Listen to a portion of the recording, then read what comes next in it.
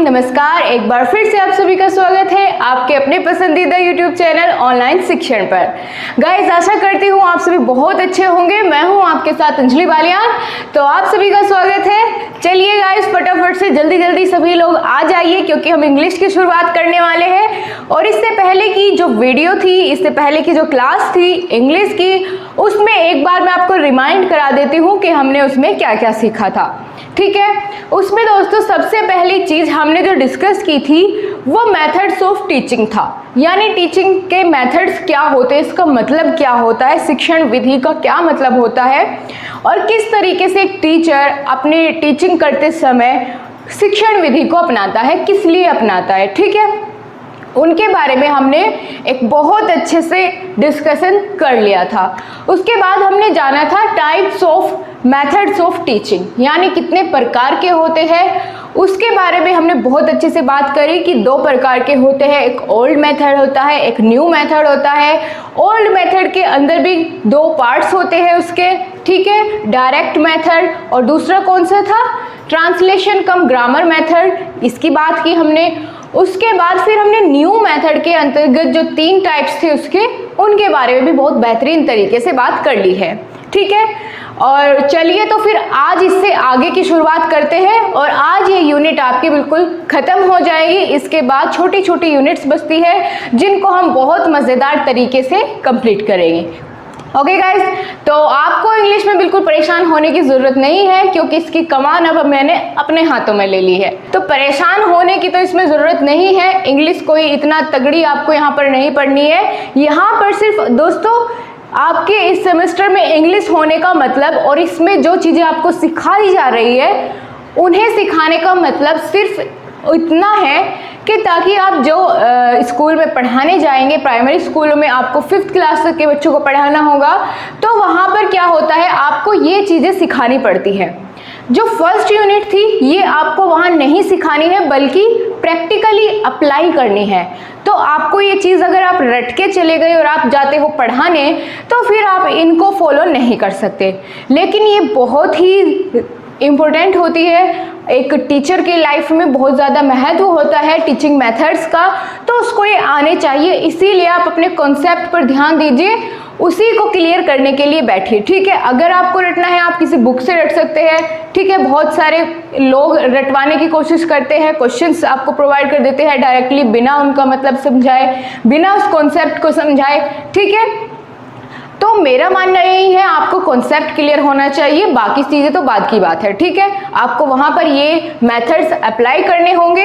और गाइज एक बात और, आपकी जैसे ये फर्स्ट यूनिट खत्म होगी इसके बाद आपको sentence, tense, verb, pronoun, noun, ये सब चीज़ें पढ़नी होगी, आर्टिकल्स, ये सब चीज़ें।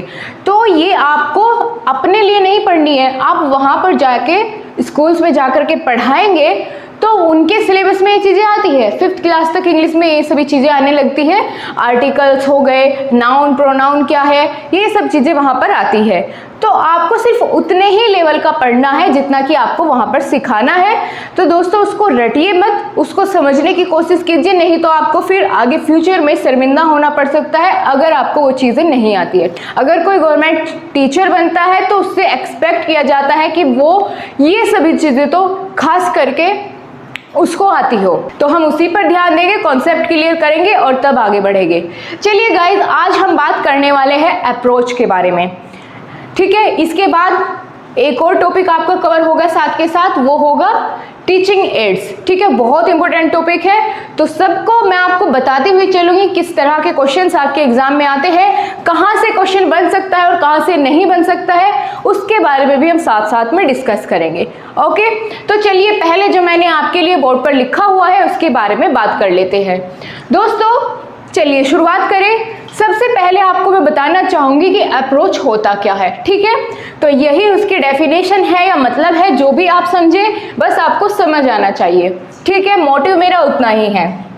बात कर लेते हैं पहले कि यहाँ क्या लिखा है, फिर मैं अपने शब्दों में आपको उस चीज को बहुत अच्छे से एक्सप्लेन करूंगी। Okay, the procedure indicates the steps of organising teaching or managing teaching learning. Technically the procedure of teaching learning is called an approach. यानी इन्होंने यहाँ पर कहा है कि जो शिक्षा की प्रक्रिया होती है उसके अंदर जो उसके स्टेप्स आते हैं, चरण आते हैं, उनका पूरा एक मेल जोल ही क्या कहलाता है, अप्रोच कहलाता है। ठीक है, यानी कि जब हम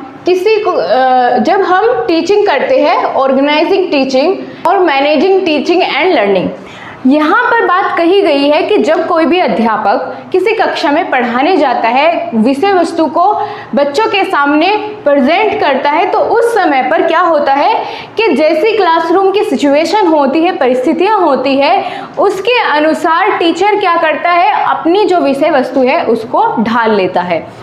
यानी अप्रोच पहले से डिसाइडेड नहीं होता है, जैसे कि मेथड होता था कि आप कौन से मेथड से पढ़ाएंगे, बाइलिंगुअल मेथड से या डॉक्टर वेस्ट मेथड से या फिर ट्रांसलेशन कम मेथड से।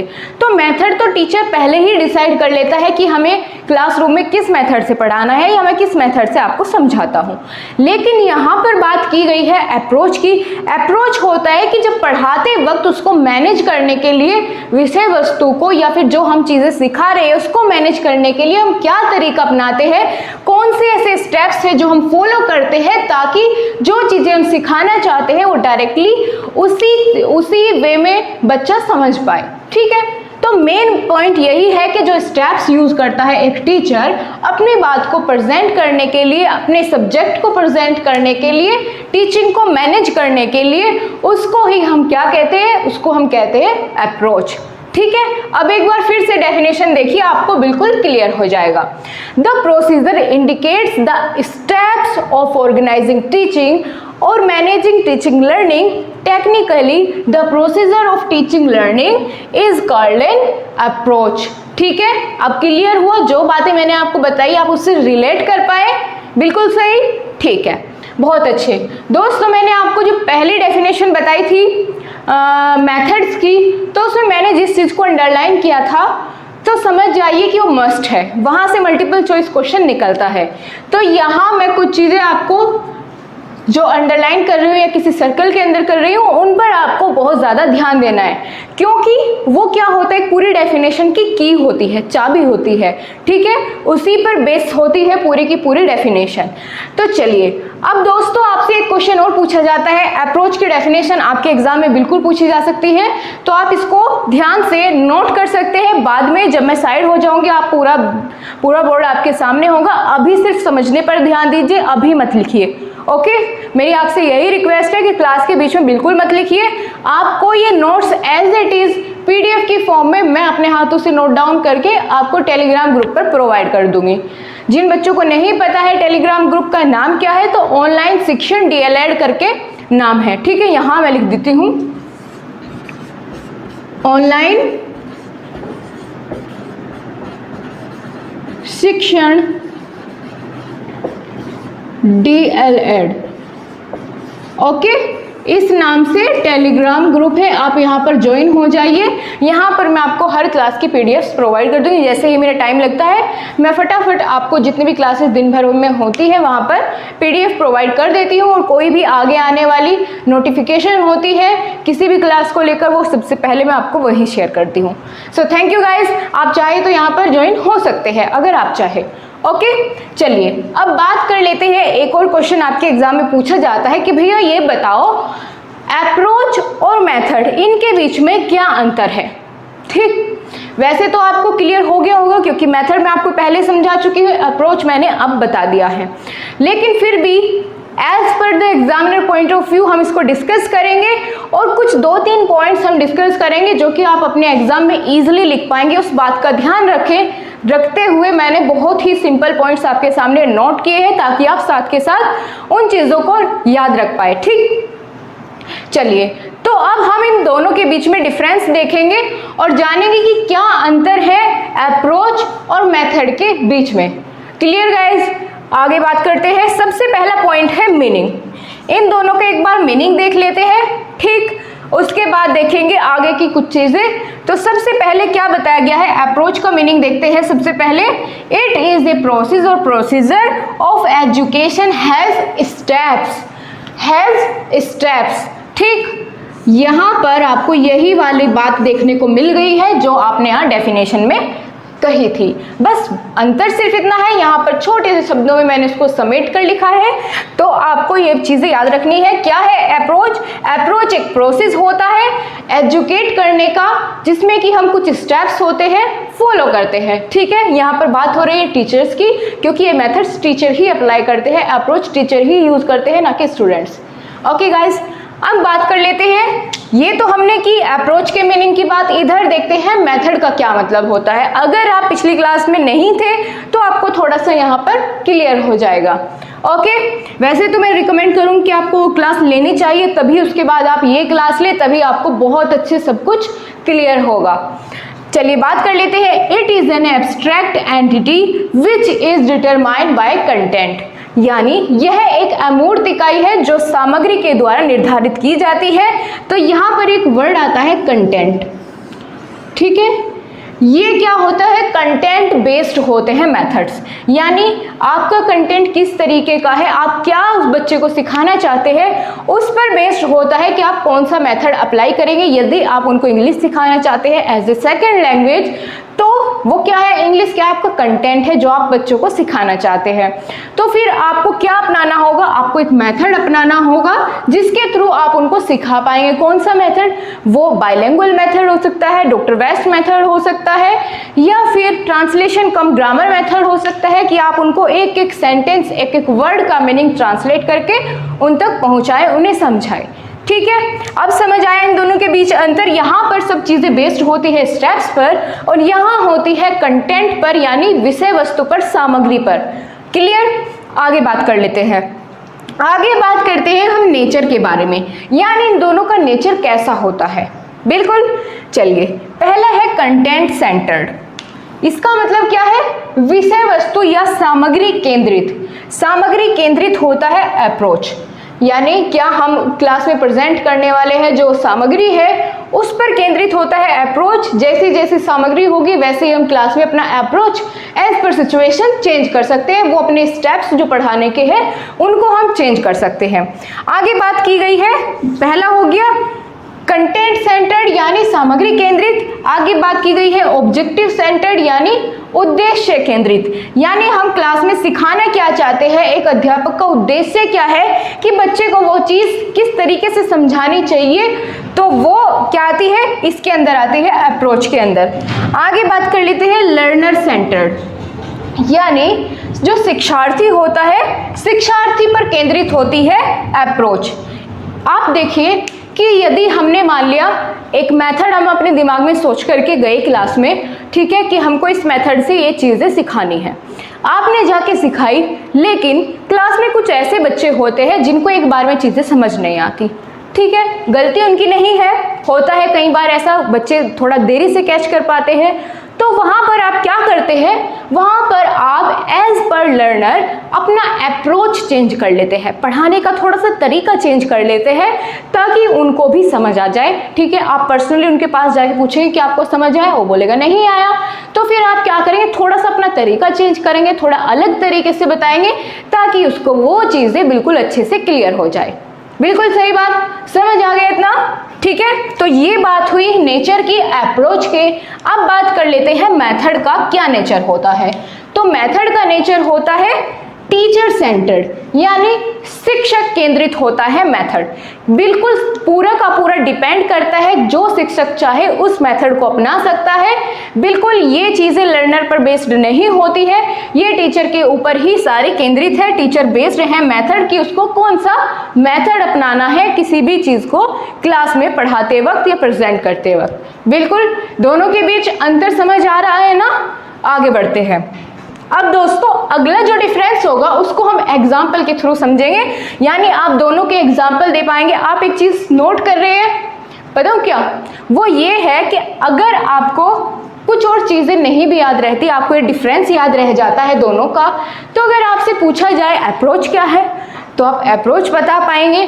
ठीक है, अप्रोच में आप ये सारी चीज़ें अगर आपसे पूछ लिया जाता है what is the meaning of approach, ठीक है, या डिफाइन अबाउट अप्रोच, तो आप ये चीज़ें लिख पाएंगे। और बाद में एक और अच्छी बात कि आप उसके एग्जाम्पल भी दे पाएंगे किस तरीके के अप्रोच होते हैं। ऐसे ही बात मेथड की है, आप अगर डिफरेंस याद रख लेते हैं तो साथ साथ उसकी डेफिनेशन, उसके एग्जाम्पल, उसका नेचर आपको इजीली याद हो जाता है। ठीक है, आप उसको लिख पाएंगे। अगर खाली आपसे मेथड पूछा जाता है तो भी आप इसको लिख सकते हैं।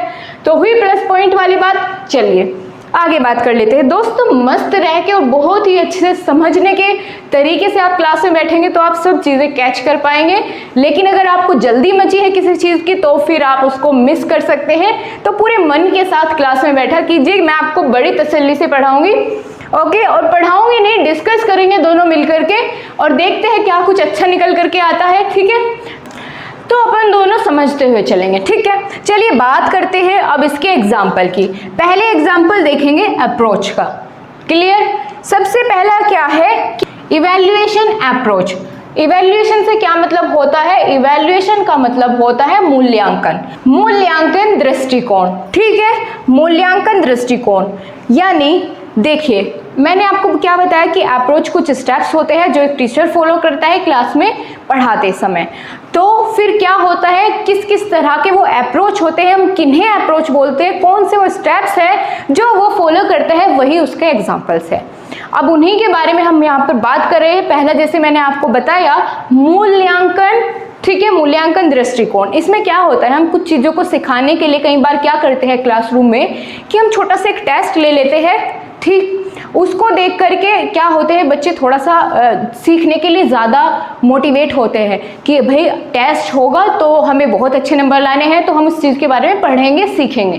तो ये एक अप्रोच होता है, एक स्टेप होता है बच्चे को पॉइंट करने का कि वो चीज़ों को लेकर थोड़ा सजग हो, उनके बारे में जानने के लिए अग्रसर हो। ओके, आगे बात करते हैं मैनेजमेंट अप्रोच। ये भी एक होता है, इसमें इसको बोलते हैं प्रबंधन दृष्टिकोण। ठीक है, मैनेजमेंट यानी प्रबंधन दृष्टिकोण। क्लास को किस तरीके से मैनेज करता है, कौन सी चीज़ें कहाँ होनी चाहिए, ब्लैक बोर्ड किस तरीके से होना चाहिए, उन सब चीज़ें, ये सब चीज़ें किस में आती है? अप्रोच का एक स्टेप है। अप्रोच ही हम इसको बोलें क्योंकि अप्रोच खुद से स्टेप्स ही होते हैं। आगे बात कर लेते हैं मल्टीमीडिया अप्रोच। ओके गाइस, तो ये तो बात हमने की अप्रोच के एग्जाम्पल की। अब इधर देखते हैं मेथड्स के क्या एग्जाम्पल होते हैं। मेथड्स के एग्जाम्पल में आएंगे lecture, questions, direct method, bilingual method, doctor west method. वही बातें जो मैंने आपको टाइप्स बताए थे मेथड्स के, वही क्या है मेथड के एग्जाम्पल है कि किस किस तरह के मेथड्स होते हैं। तो उसमें आप एग्जाम्पल ही तो लिखेंगे, तो आपको वही बताना है कि भाई बाइलिंगुअल मेथड होता है, डायरेक्ट मेथड होता है, डॉक्टर वेस्ट मेथड होता है और ट्रांसलेशन कम ग्रामर मेथड होता है। तो बिल्कुल अब मैं बिल्कुल आपसे आशा करूं कि आपको ये चीज़ें समझ आई। ठीक है, अब मैं साइड हो जाती हूँ। अगर आप चाहे तो स्क्रीनशॉट ले लेते हैं, उसके बाद में आप बोर्ड रफ करके आगे की चीज़ों को नोट डाउन करके और फिर उनको बहुत अच्छे से एक्सप्लेन करेंगे। इसके बाद जो टॉपिक आने वाला है वो इस चैप्टर का सबसे इम्पोर्टेंट टॉपिक है क्योंकि उसमें हम पढ़ेंगे टीचिंग एड्स। ओके गाइज, तो मैं थोड़ा साइड हो जाती हूँ, आप चाहे तो स्क्रीनशॉट ले लीजिए। सो फ्रेंड्स, मैंने आगे की कुछ चीज़ें नोट कर ली है, आपने स्क्रीनशॉट ले लिया होगा। तो अब सबसे पहले क्लास शुरुआत करने से पहले आपको एक काम करना होगा, जल्दी से जाइए, वीडियो को लाइक कीजिए और कमेंट बॉक्स में बताइए आपको क्लास पसंद आ रही है या नहीं। ठीक है, चलिए आप ये काम करिए, तब तक मैं थोड़ा सा वेट करती हूँ आपके आने का।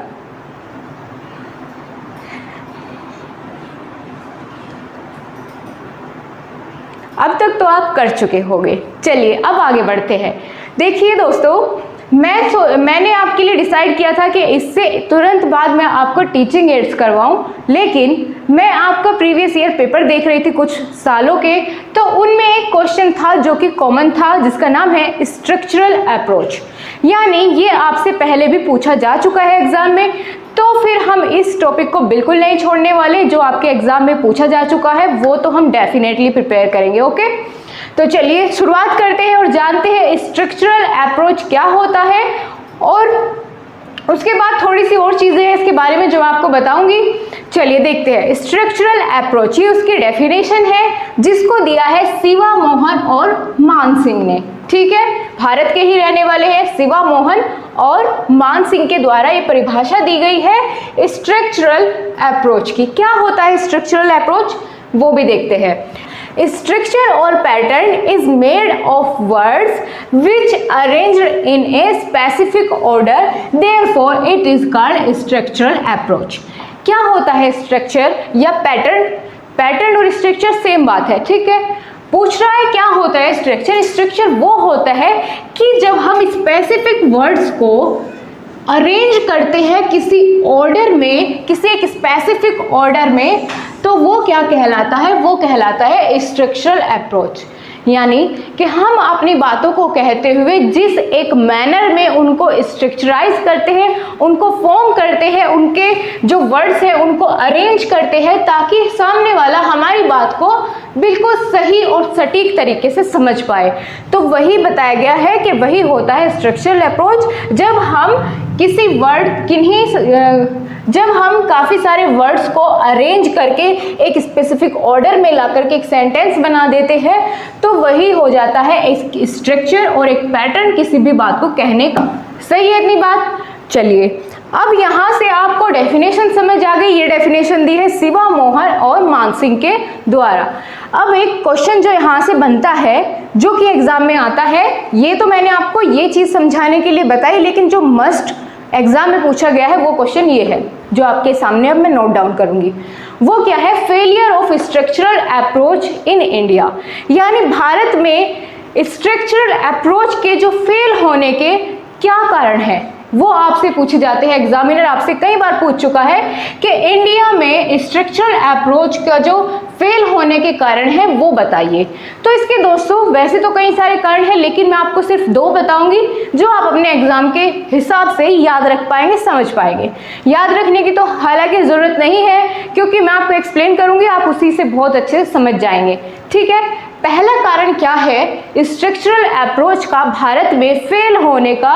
ठीक है, तो वो ये है कि एक तो क्लास में ज़्यादा बच्चे होते हैं, ज़रूरत से ज़्यादा बच्चे एक क्लास में बैठा दिए जाते हैं। जैसे कि आपने अपने ट्रेनिंग के समय देखा होगा, आपकी ट्रेनिंग होती है जब, उसमें आपने देखा होगा जब आप पढ़ाने गए होंगे प्राइमरी स्कूल्स में, तो क्या होता है टीचर की संख्या होती है बहुत कम और जो पढ़ने वाले बच्चे होते हैं वो बहुत ज़्यादा होते हैं, तो ओवर क्राउडेड क्लास होती है।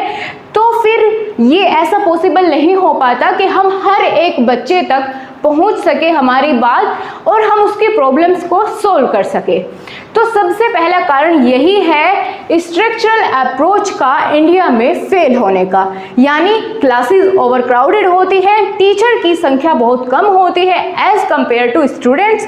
जो उनका रेशो होता है टीचर और स्टूडेंट्स का वो बहुत ज़्यादा डिफ्रेंशिएट होता है, जिसके कारण स्ट्रक्चरल अप्रोच इंडिया में फेल है।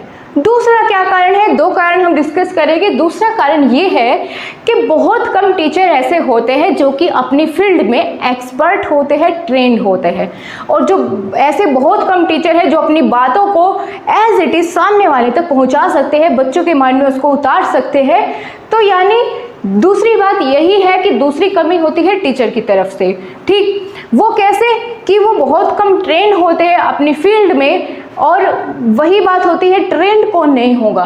सबसे पहली बात तो वही है कि जो चीज़ों को कॉन्सेप्ट वाइज इस टीचर के खुद ही कॉन्सेप्ट क्लियर नहीं होंगे वो बच्चों के कैसे कराएगा। सही बात है। तो सबसे ज़रूरी बात यही हो जाती है, यही 2 जो मेन फोकस आपका जिस पर रहेगा, सबसे ज़्यादा मेन कारण यही है। इन दोनों को नोट डाउन कर लेते हैं। ओके, ठीक है। फर्स्टली पहला क्या है? The classes are overcrowded. बहुत ज़्यादा भीड़ होती है क्लास में।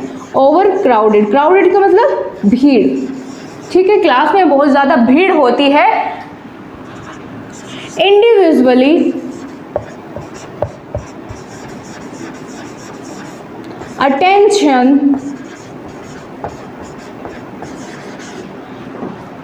cannot be possible। जो चीज़ें मैंने आपको समझाई है बस मैं आपको वही यहाँ पर लिख करके बता रही हूँ। ठीक है, cannot paid on each and every student, every student कह सकते हैं आप, या pupil कह सकते हैं, to understand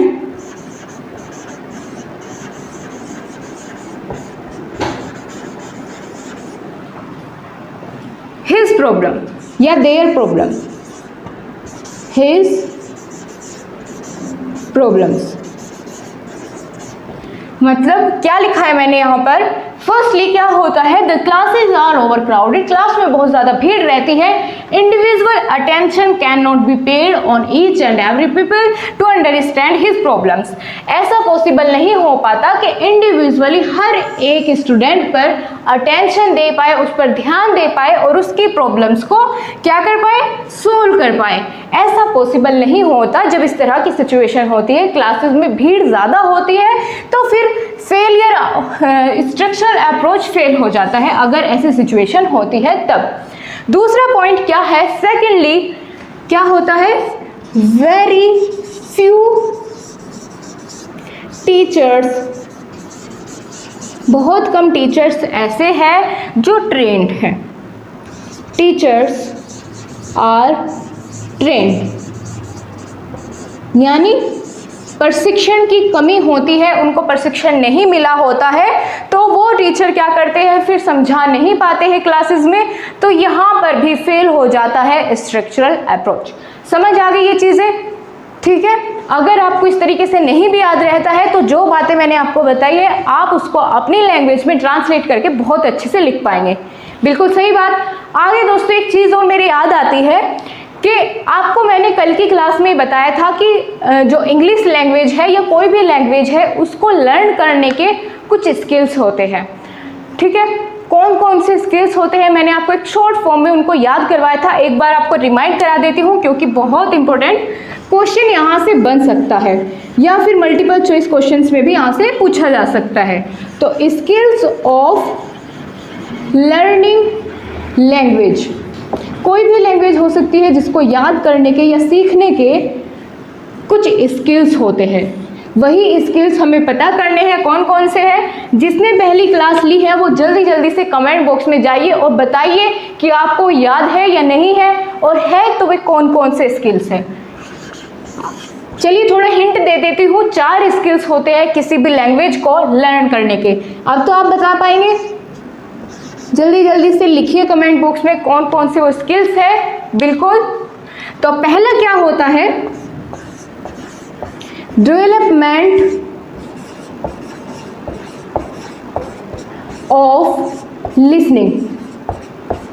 किसी भी भाषा को सीखने के लिए सबसे पहले जो स्किल डेवलप होना चाहिए वो कौन सा होता है, लिसनिंग, सुनने का, ठीक है। जब सुनेंगे समझेंगे तो तभी तो कोई लैंग्वेज सबसे पहले हमें सुननी पड़ेगी। अगर हमें कोई लैंग्वेज सीखनी है तो सबसे पहले हमें उसको सुनना होगा, लिसन करना होगा, तो सबसे पहला लिसनिंग स्किल हो जाता है, डेवलपमेंट ऑफ लिसनिंग स्किल। अगर कोई भी लैंग्वेज हमको सीखनी है तो उसके लिए कौन कौन से स्किल्स डेवलप करने होंगे, सबसे पहला है डेवलपमेंट ऑफ लिसनिंग स्किल्स।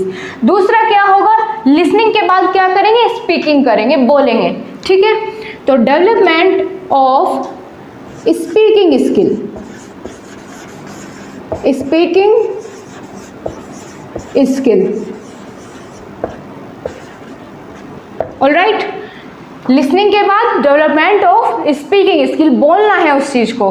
उसके बाद क्या होगा, स्पीकिंग के बाद आप क्या करेंगे, रीडिंग स्किल डेवलप करेंगे उस लैंग्वेज की, ठीक है। Reading skills, development of reading skills. And last one क्या होता है, रीडिंग के बाद क्या आता है, जल्दी से याद दिलाइए, development of writing skills, writing skills. समझ आई इतनी बात। पहला कौन सा होता है, लिसनिंग करना होता है, पहले जो सामने वाला बोल रहा है, अगर हमको लैंग्वेज समझ नहीं आती है, हम उसको सीखना चाहते हैं, तो जो सामने वाला बोल रहा है उसको पहले ध्यान से सुनना होगा। उसके बाद फिर बोलने की प्रैक्टिस करनी होती है। आपको वहाँ छोड़ दीजिए, अपनी जनरल लाइफ से रिलेट करिए हर एक चीज़ को, तब आप उसको नहीं भूलने वाले। उसके बाद क्या करते हैं, आपको स्पीकिंग करनी होगी, उस चीज़ को बोलना होगा। स्पीकिंग करने के बाद फिर क्या करना होगा, रीड करना होगा, उसको पढ़ना होगा, और सबसे लास्ट में फिर आपको राइट करना होगा और आपको कोई भी लैंग्वेज ईजिली आ जाएगी। तो यही 4 स्किल्स होते हैं किसी भी लैंग्वेज को लर्न करने के। समझ आ गई इतनी बात। अब चलिए जल्दी से चलते हैं, टीचिंग एड्स की बात करते हैं। बहुत ही इंपॉर्टेंट और मज़ेदार टॉपिक है। आप चाहे तो इसका स्क्रीनशॉट ले सकते हैं, मैं थोड़ा साइड हो जाती हूँ, उसके बाद नोट डाउन कर देती हूँ जो भी आपको समझाना है।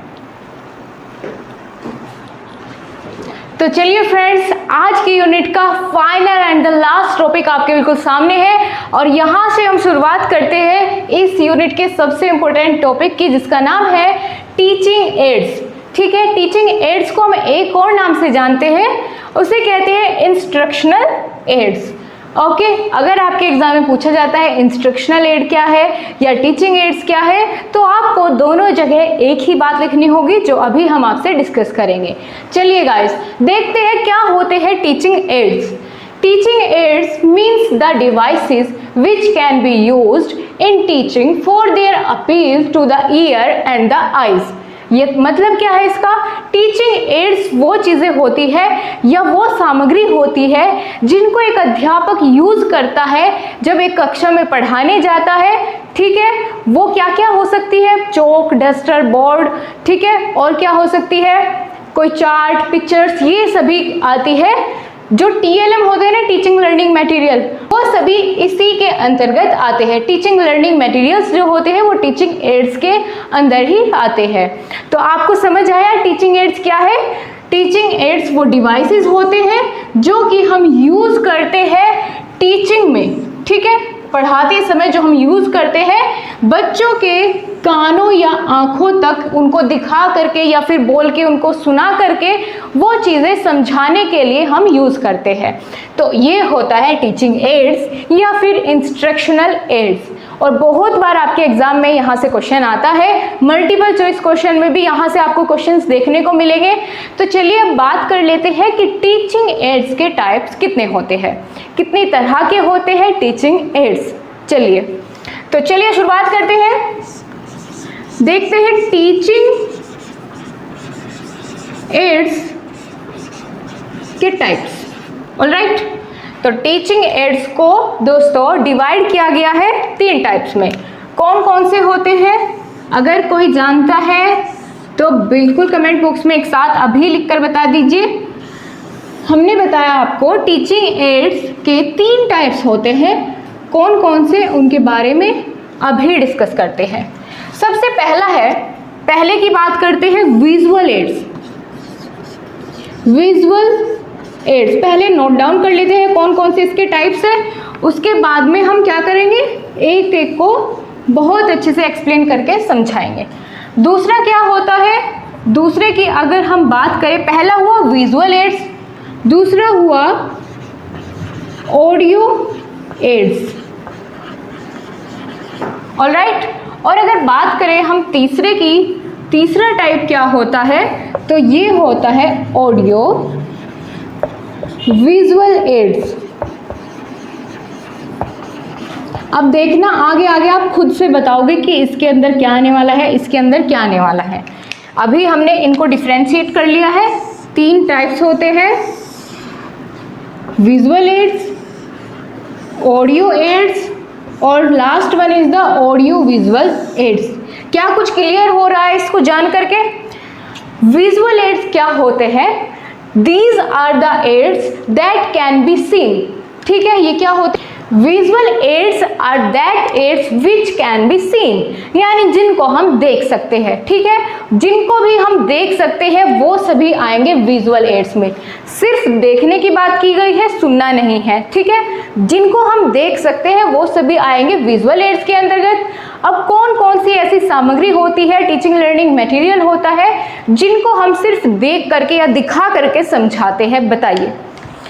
पहला है बोर्ड हो सकता है, बोर्ड पर हम कुछ लिखकर उसको समझा सकते हैं। दूसरा उसकी किताबें हो सकती है, टेक्स्ट बुक्स हो सकती है। और क्या हो सकता है? और हो सकता है गाइस, चौक और बोर्ड की मैंने बात कर ली है। और हो सकती है पिक्चर्स हो सकती है कुछ, जिनको दिखा करके हम उनको समझाएं कि ये इसके टाइप्स होते हैं।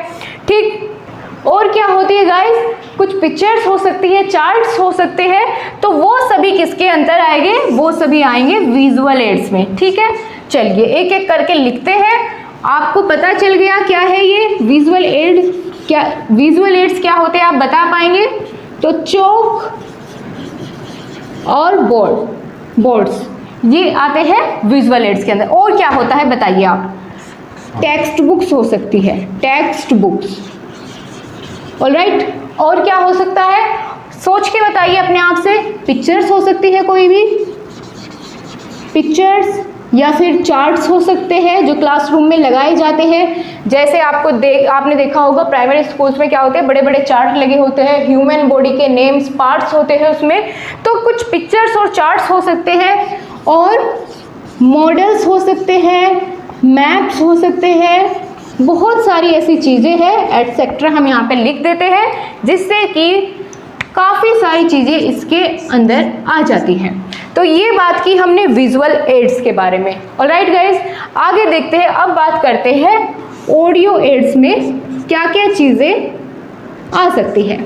सबसे पहले तो यही जानिए कि ऑडियो एड्स क्या होता है। These are the aids which can be heard, जो हमें सिर्फ सुनाई देगी। वो चीज़ें किसके अंदर आएगी, वो वस्तुएं किसके अंदर आएगी, वो आएगी ऑडियो एड्स के अंदर। वो क्या क्या चीज़ें हो सकती है, जैसे ग्रामोफोन हो गया, पुराने ज़माने में जो आता था, ठीक है, उसमें सॉन्ग चलते थे, ग्रामोफोन हो सकता है। और क्या हो सकती है, रेडियो हो सकती है, बिल्कुल सही बात, रेडियो। और क्या हो सकता है, टेप रिकॉर्डर भी हो सकता है। ये किसके अंदर आएगा, ऑडियो एड्स के अंदर।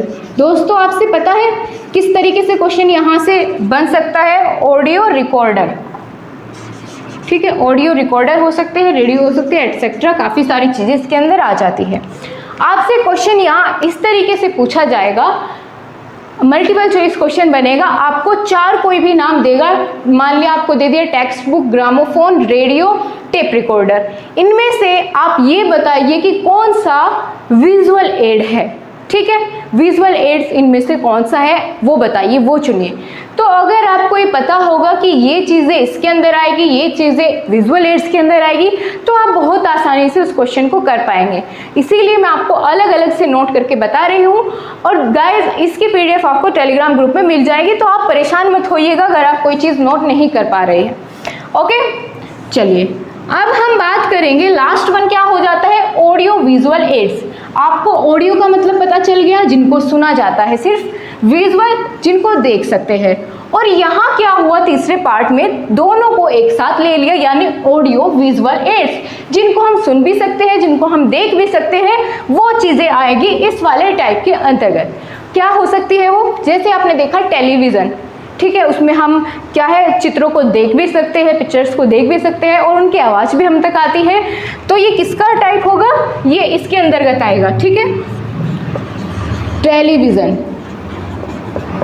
और कुछ बताइए ऐसा, प्रेजेंटेशन हो सकती है कोई भी, जिसके अंदर हमने कोई वीडियो क्लिप लगाई हो, वो हो सकती है, फिल्म हो सकती है कोई। तो ये चीज़ें किसके अंदर आएगी, ये आएगी ऑडियो विजुअल एड्स के अंदर। इतना क्लियर हुआ। अब चलिए एक और क्वेश्चन यहाँ से बनता है कि अगर हम इन टीचिंग एड्स को यूज़ करते हैं तो इनके क्या महत्व है, हमारे जीवन में इनके क्या महत्व है, क्यों इनको यूज़ किया जाता है, क्या इनका रोल है, इंपॉर्टेंस क्या है, एडवांटेज क्या है, बेनिफिट्स क्या है, मेरिट्स क्या है, वो सब चीज़ें एक ही बार में आपको सब चीज़ें क्लियर हो जाएगी। ओके, तो चलिए उनके बारे में बात कर लेते हैं। इंपॉर्टेंस, रोल, जो भी आप बोलना चाहे, जैसे भी आपसे एग्जामिनर पूछेगा आपको उसी की लैंग्वेज में उसको जवाब दे देना है, ठीक है। बस टारगेट ये रहेगा कि क्वेश्चन ना छूटे कोई। इंपॉर्टेंस, यूजेस, अगर रोल पूछ लिया जाए आपसे टीचिंग एड्स का तो भी आप बता पाएंगे। ऑलराइट, तो आपसे इनमें से कुछ भी पूछा जाए आपको सेम चीज़ें लिखनी है। क्या हो सकती है, नंबर 1, आप बताइए सोच के कि अगर कोई टीचर क्लास में TLM का प्रयोग करता है, टीचिंग लर्निंग मटेरियल का प्रयोग करता है, उनको पिक्चर्स के थ्रू समझाता है, तो क्यों समझाता है पिक्चर्स के थ्रू? वो वैसे भी बोलकर बता सकता है कि पेड़ ऐसा होता है, नीचे एक तना होता है, उसके ऊपर ऐसे पत्तियां होती है, उसको क्या ज़रूरत पड़ती है कि वो चार्ट के या पेपर्स के पिक्चर्स के थ्रू समझाए? तो वो इसलिए ताकि एक तो बच्चे का कंसंट्रेशन उसकी तरफ बढ़े, टीचर की तरफ बच्चे का कंसंट्रेशन बढ़े, और क्या होगा, इफेक्टिव टीचिंग हो, बच्चों का मन लगे पढ़ने में। जब उनको अलग अलग चीज़ें हम दिखाएंगे, अलग अलग चीज़ों की हेल्प से हम उनको समझाएंगे, तो उनका मन लगेगा उस चीज़ को, वो बहुत अच्छे से और जल्दी सीखेंगे। तो इससे पहला क्या बना, देखना हमने खुद से सोचा, ठीक है, किसी बुक के या आपको रटने की ज़रूरत नहीं है, कुछ भी आपको अपना दिमाग लगाना है और सोचना है कि इसमें यहाँ पर क्या आ सकता है। तो इसमें सबसे पहला पॉइंट क्या बना, making teaching and learning effective, यानी टीचिंग और लर्निंग को इफ़ेक्टिव बनाता है अगर हम TLM का या फिर टीचिंग एड्स का यूज़ करते हैं। तो ये क्या करता है, टीचिंग और लर्निंग को इफ़ेक्टिव बनाता है, नंबर 1। दूसरा पॉइंट क्या हो सकता है, आपको लगभग 3 या 4 तो आपको याद होने चाहिए, और कुछ सोचिए इसके बारे में और क्या हो सकता है। दूसरे नंबर पर दोस्तों ये भी आ सकता है कि वैरायटी प्रोवाइड करता है। किसी भी बच्चे को अगर एक तरह से चीज़ें नहीं समझ आ रही है, मान लिया हमने बोर्ड पर कोई डायग्राम बनाया, उसके थ्रू हम क्लास में समझा रहे हैं कोई चीज़ और बच्चों को नहीं समझ आ रही है, तो हम क्या करते हैं, कोई भी चार्ट या मैप लेकर के आ जाते हैं, फिर उसको लगा करके समझाते हैं कि देखो जी यहाँ इंडिया है, यहाँ ये है। अगर हम वैसे ओरली वो चीज़ बताएं तो समझ नहीं आएगी, लेकिन अगर हम मैप के थ्रू समझाएं कोई भी चीज़ तो बच्चों को जल्दी समझ आएगी। तो उससे क्या होगा, वैरायटी प्रोवाइड करेगा टीचिंग के, ठीक है, providing variety, providing variety. Alright, तीसरी बात कर लेते हैं और क्या चीज़ हो सकती है। हमने बता दिया कि इफेक्टिव करता है और भाई वैरायटी भी प्रोवाइड करता है टीचिंग के लिए। और तीसरी बात क्या हो सकती है, बच्चों का इंटरेस्ट भी बढ़ता है पढ़ने के लिए। तो ये बात तो हमने नोट डाउन नहीं की, अब लिख लेते हैं, प्रोवाइड इंटरेस्ट, ठीक है, provide interest to the childrens and teachers. Teachers को भी अच्छा लगेगा अगर वो अलग अलग चीज़ों से आपको समझाएगा, सिखाएगा, तो उसको भी अच्छा लगेगा। ठीक है, 3 पॉइंट हो गए, एक और लिख लेते हैं। 4th पॉइंट क्या होगा, save times and energy. Time भी बचाएगा एक टीचर का और उसकी एनर्जी भी बचाएगा। एक चीज़ को इतनी देर से वो बोर्ड पे समझाया जा रहा है और बच्चों को वो चीज़ समझ नहीं आ रही है, और फिर वो एक मैप लेकर के आता है, उसके थ्रू समझाता है, तो बच्चे बहुत जल्दी सीख जाते हैं। तो इससे क्या होगा, टीचर अगर उसको पहले ही यूज़ कर लेता है तो उसका टाइम बचेगा और उसकी जो एनर्जी इतनी सारी बोल कर वेस्ट होने वाली थी वो भी नहीं होगी। तो क्या करता है ये, और क्या हेल्प करता है, सेव टाइम एंड एनर्जी। ये हो गया आपका लास्ट पॉइंट, और यहीं पर आपकी यूनिट का हो जाता है दी एंड। बहुत अच्छे से हमने हर एक टॉपिक को आपके सिलेबस के अकॉर्डिंग कवर किया है। आपको क्लास कैसी लगी कमेंट बॉक्स में ज़रूर बताइए और अपने सभी फ्रेंड्स के साथ शेयर करिए गाइस। वीडियो लाइक आप नहीं करते हैं, ये मेरी आपसे शिकायत है। अगर आप वीडियो लाइक करेंगे तो मैं उससे मोटिवेट होंगी, आपके लिए और ज़्यादा मेहनत करूँगी। So thank you so much guys, I hope आपको ये क्लास पसंद आई होगी। Thank you so much guys.